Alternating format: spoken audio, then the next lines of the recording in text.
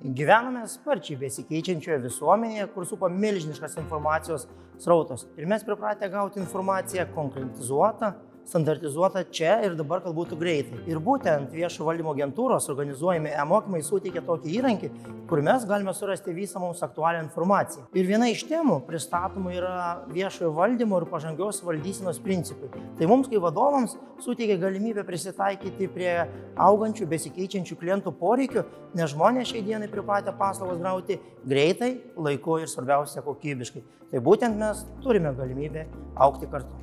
Mokymų platformoje pateiktos temos yra iš tiesų aktualios šiuolaikiniam vadovui. Ten yra daug žinių, kuomet tu gali spręsti tiek kasdienius buitinius klausimus, tiek sprendžiant strateginės savo įstaigos idėjas, ginant jas kaip viešąjį interesą. Man labai patiko konfliktų valdymo sritis, todėl kad galėjau praktiškai pritaikyti tai ir savo įstaigoje, sprendžiant tokį buitinį klausimą.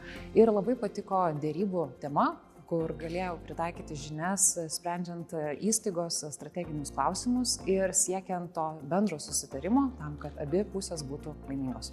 Viešojo valdymo agentūra, norėdama pagelbėti vadovams greičiau adaptuotis naujose pareigose ir viešajame sektorėje, sukūrė 9 vadybinius ir 9 dalykinius modulius. Vadybiniuose mokymuose jūs galėtumėte rasti tokias temas kaip santykių kūrimas, delegavimas, vertinimas, o dalykiniai mokymai yra labiau apie viešojo sektoriaus ypatumus, tokie kaip biudžeto formavimas, strateginis planavimas, viešieji pirkimai, kibernetinis saugumas. Kviečiu visus vadovus ir patyrusius, ir naujokus prisijungti ir naudotis mokymais.